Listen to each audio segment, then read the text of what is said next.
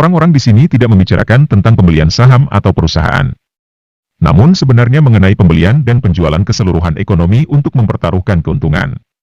Di sini kami membicarakan tentang pembunuh bayaran ekonomi, berkoordinasi dengan negara-negara besar, untuk mengeksploitasi dan melahap negara-negara miskin. Orang-orang profesional yang tugasnya melobi negara-negara yang membutuhkan pinjaman, yang nantinya akan dikeruk segala sumber daya alamnya. Sri Lanka bangkrut setelah gagal membayar utang senilai 51 miliar dolar Amerika atau setara dengan kurang lebih 732 rupiah triliun yang dipinjam dari luar negeri. Ekuador tidak bisa bayar utang pada 2008 sebesar 10 miliar dolar Amerika atau 144 triliun rupiah, karena korupsi merajalela dalam pemerintahan. Akibatnya terjadi krisis dan inflasi mencapai 60%. Dan mari kita simak pengakuan mantan anggota perusahaan pembunuh bayaran ekonomi. Saya direkrut oleh perusahaan konsultasi internasional besar yang bernama Justy Main. Saya adalah kepala ekonomi di perusahaan itu. Tugas saya adalah untuk mengidentifikasi negara-negara yang memiliki sumber daya yang diinginkan perusahaan kami, seperti minyak dan sumber daya yang lain, untuk mengatur pinjaman kepada negara itu dari Bank Dunia, IMF, atau organisasi keuangan lainnya. Dan negara peminjam menjamin pinjaman itu dengan sumber daya alam mereka. Dan uangnya diberikan langsung melalui perusahaan seperti Bechtel, Halliburton, Brown & Root, dan Justy Main. Dan perusahaan kami akan mendapat bagian untuk membangun proyek-proyek infrastruktur di negara itu, seperti pembangkit listrik, industri, jalan tol, dan hal-hal yang menguntungkan beberapa orang kaya di negara tersebut, sekaligus menghasilkan keuntungan besar untuk perusahaan kami untuk waktu yang lama seperti banyak orang di bisnis itu pikirkan.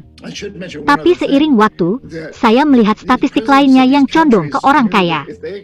Sehingga orang kaya bertambah kaya, orang miskin bertambah miskin, karena negara mengalihkan dana dan mengandalkan pasokan dasar untuk membayar hutang.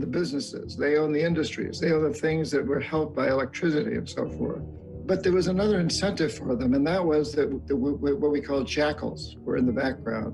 And these are Dan apa kata Profesor Richard D. Wolff tentang hal ini? Ini adalah sesuatu yang terjadi setiap saat, bukan hal yang baru, tidak langka atau umum. Dan negara-negara peminjam mengerti aturan mainnya, dan banyak pihak yang diuntungkan dengan hutang ini.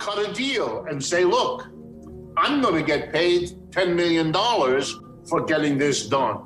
I will give you $2 million if you become my local eyes and ears to help me work this out.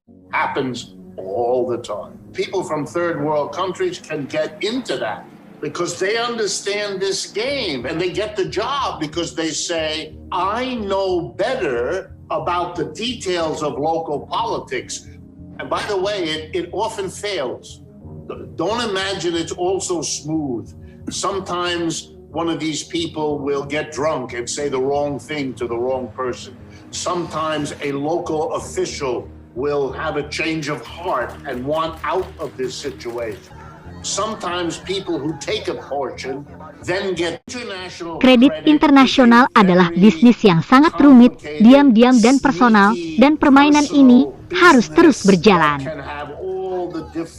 Twists and turns is that everything has been done imaginable to keep this game going. You get caught, either nothing is done or one or two individuals are punished, but you never change the basic system. And let me be for a moment the advocate of the banker who initiates this.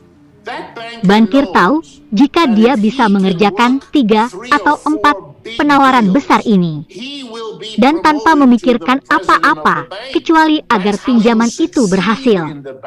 Dan ini sudah menjadi sistematik yang tidak bisa dihilangkan.